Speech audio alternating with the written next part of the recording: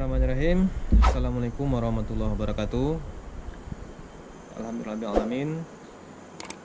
Pada kesempatan hari ini kita coba sharing ya mengenai kegiatan kita di sini, tepatnya di Ekowisata Nyarai, kepada rekan-rekan ya yang ada di Maligi ya.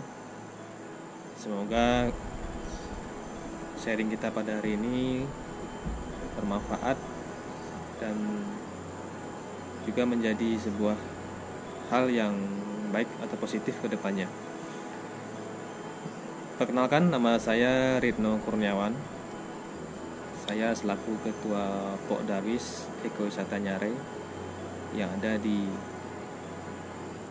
Nagari Salibutan Lugu Alung, Kecamatan Lugu Alung, Kabupaten Padang Pariaman. Jadi kegiatan ekowisata Nyarai yang ada di Nagari Salibutan Lugu Alung ini yang awalnya merupakan inisiasi dari kita dan tim ya, yang tergabung dulunya pada saat itu di kelompok sadar wisata LA Adventure. Dan sembari perjalanannya dengan berbagai macam lika-liku permasalahan ya, jadi kita berjalan di atas kerikil dan mungkin kerikilnya agak tajam-tajam, dan kita berkegiatan sejak awal itu dari tahun 2013 dan sampai saat sekarang. Awalnya di sini rata-rata masyarakat menolak atau kurang menyetujui lah kegiatan kita di sini, tapi alhamdulillah berkat usaha kita bersama, berkat kerjasama kelompok, berkat ada juga yang mendukung kegiatan kita ini dengan rahmat Allah Subhanahu wa Ta'ala ya, dengan rahmat Allah ya yang Maha Kuasa, akhirnya kita masih dapat berkegiatan sampai saat sekarang ini.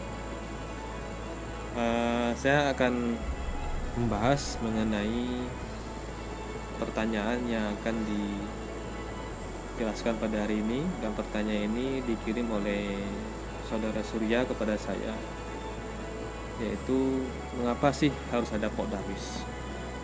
Jadi Pok Darwis ini adalah merupakan kelembagaan sosial yang ada di masyarakat, yang isinya itu adalah para pelaku, para pemberdaya, para insan-insan yang merupakan penggerak pariwisata yang ada di desa atau kampungnya. Kelompok inilah yang akan menggerakkan roda pariwisata yang ada di kampungnya. Kenapa harus ada Pok Darwis? Pertanyaan berikutnya. Karena memang Pok Darwis lah yang akan menentukan maju dan mundurnya suatu kegiatan pariwisata di lapangan, karena dia akan bergerak secara masif dan secara teknis. Dan Pok Darwis itu berada di bawah nagari atau berada di bawah naungan desa yang nantinya akan bergerak bersama. Dan sifatnya Pok Darwisnya ada 3. Dia bisa sebagai pelaksana di lapangan, atau bisa sebagai ya yang intinya adalah yang dia selaku pelaksana ini, maksudnya adalah dia yang mengelola destinasi atau tempat wisata. Tentunya nanti akan diberikan legalitas atau SK oleh nagari, atau juga bisa dia selaku pemberdaya saja, jadi sifatnya adalah sosial ya, dan juga dia selaku hanya penggerak saja, hanya penggerak, dan dia merupakan mitra dari atau perpanjangan tangan dari Dinas Pariwisata Kabupaten Kota. Nah, dinas terkait itu akan memberikan dukungan, baik berupa bantuan, baik berupa pelatihan, baik berupa pendampingan dan segala macamnya. Itu harus ada dasar hukumnya. Otomatis kalau di sebuah desa ataupun destinasi ada Pok Darwis, jadi dinas nanti akan mensupport secara penuh kegiatan-kegiatan pariwisata yang ada di desanya, baik diinisiasi oleh Pok Darwis desa ataupun dari dinas. Kalaupun nanti ada sifatnya adalah pemberdayaan, pelatihan, biasanya Pokdaris yang ada di desa-desa tersebut akan diundang ya, atau akan diberdayakan juga. Jadi ada alasan dinas nantinya melakukan pemberdayaan. Dan juga kenapa Pokdaris harus ada juga, dan memang di suatu kegiatan alangkah baiknya kita berkumpul atau bersama-sama menggerakkan, jangan perorangan. Jadi kalau bisa ada Pokdaris, kita bisa bekerja sama satu sama lain dengan berbagai macam keterampilan atau skill kemampuan kita. Jadi di Pokdaris ini ada kepengurusan inti. Kepengurusan inti itu ada ketua, ada wakil, ada sekretaris, ada bendahara, dan di atasnya itu ada penasehat dan pembina, dan di bawahnya ada sesi bidang keamanan dan ketertiban, ada kedua sesi bidang kebersihan dan keindahan, ada sesi bidang daya tarik wisata dan kenangan, ada sesi bidang posko dan SDM, dan seksi bidang media dan humas. Jadi mungkin itu penjelasan singkat mengenai kenapa harus ada Pokdaris. Apa sih untungnya ada Pokdaris? Jadi kita kalau ada Pokdaris, kita terkontrol dan kegiatan itu masif dan legal.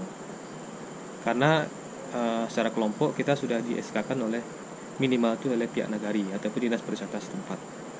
Jadi apapun kebijakan yang kita turunkan itu sudah merupakan kebijakan dari nagari. Dan Pokdaris itu baiknya adalah merangkul warga-warga dari sekitar, baik selaku pengurus, baik selaku keanggotaan, dan juga merupakan mitra dari nagari atau desa ataupun dari dinas pariwisata setempat.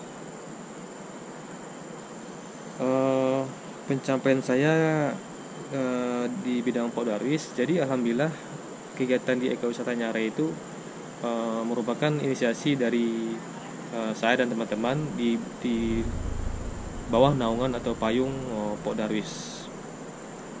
Jadi kalau untuk Pokdaris terkait kegiatan kita ini, alhamdulillah kita juga sudah pernah mendapatkan juara 2 nasional lomba Pokdaris tingkat nasional ya.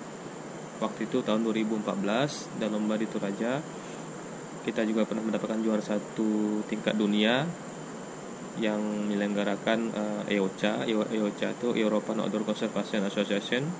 Itu kegiatan yang dinilainya adalah bidang kegiatan konservasi dan kegiatan outdoor. Kita juga pernah mendapatkan juara 1 inovasi manajemen lingkungan, dan kita juga pernah mendapatkan Kalpataru ya, waktu itu yang memberikan Bapak Gubernur Sumatera Barat, dan tingkatnya Sumbar. Dan untuk penghargaan perorangan ya, saya juga pernah mendapatkan juara pemuda pelopor tingkat Sumbar di bidang kebudayaan dan pariwisata. Pernah juara 2 ya, inovasi juara 2 wirausaha muda pemula mandiri tingkat Sumbar. Pernah diberi penghargaan oleh Riau Pos. Pernah diberi penghargaan oleh Astra di bidang lingkungan ya, dalam program Satu Indonesia Award. Pernah saya di penghargaan oleh Bapak Presiden, itu Satya Lancana Pariwisata, dan mungkin masih ada lagi tapi nggak bisa saya sebutin satu persatu ya. Itu adalah bagian dari kegiatan kelompok yang saya inisiasi bersama teman-teman. Mengapa harus ada Pokdaris dan mengapa harus fokus ke pariwisata? Nah, jadi dengan adanya Pokdaris ini kita akan mencapai namanya kefokusan. Jadi yang bergerak itu sudah tentu orangnya yang Pokdaris. Jadi biar kita fokus dalam mengelola pariwisata, butuh adanya kelompok ini. Dan juga kita butuh legalitas ya, atas bergerak. Jangan kita asal pungut, asal bawa tamu, tapi nggak ada legalitas. Jadi minimal di tingkat desa itu kita punya Pokdaris. Dan kalau sudah ada Pokdaris, nanti dinas pun enak dalam memberikan pendampingan ataupun pemberdayaan. Saran saya yang pertama itu, selaku Pokdaris ya, kita harus mempunyai visi niat dan misi yang jelas, ya. Intinya adalah kesejahteraan ekonomi masyarakat. Dan yang kedua, harus kompak. Kalaupun ada permasalahan, cepat-cepat diselesaikan atau dimusyawarahkan, ya. Jangan lupa untuk menyusun sebuah ADRT kelompok agar kalau terjadi permasalahan, kita bisa kembali rapat dalam rujukan ADRT kelompok ini. Dan juga masalah keuangan harus terbuka, jangan ada kong kali kong. Di sini pun kita keuangan terbuka, bisa diakses oleh orang. Dan karena di sini merupakan tanah ulayat, jadi kita menerapkan namanya sistem bagi hasil. Jadi setiap pendapatan 20.000 dari pengunjung per orang, itu kita sisihkan Rp1.000 untuk pemilik tanah, dan itu hasilnya dibagi per bulannya ke 6 tumpak pemilik tanah. Dan harus survive di tengah badai. Nanti akan ada beberapa kendala mungkin, dan kalau bisa bertahan sebisa mungkin, dan tetap dalam koordinasi wilayah nagari atau desa dan dinas pariwisata. Harus baik komunikasinya dengan Podarwis, dan kalau bisa dalam kurun waktu tahun per tahun ada inovasi program, ya, yang membuat orang tertarik untuk berkunjung ke tempat kita, baik dalam bentuk paket wisata, baik dalam bentuk program atraksi budaya dan segala macamnya. Dan itu bisa kita promosikan lewat media sosial. Saya rasa Surya sudah jagonya itu. Bisa kita kerjasamai dengan pihak tour atau agen travel, dan ya nggak ada salahnya kita berikan fee berapa persen untuk mereka, karena kita kalau sudah bersama dengan tour and travel, otomatis kita mengambil pasar mereka. Dan ya jangan lupa niat harus lurus, ya, harus lurus. Visi samakan, silakan beda misi tidak masalah, tapi visi harus sama untuk memajukan wisata di kampungnya. Dan jangan lupa, intinya kalau seandainya kita panen gitu, ya, jangan sampai kayak panen padi itu sampai baca kak lo buruang gitu. Kalau bisa jangan sampai. Jadi kita harus siapkan peluru dulu sebelum kita menembak gitu. Jadi harus perkuat SDM, diskusi terus, ya.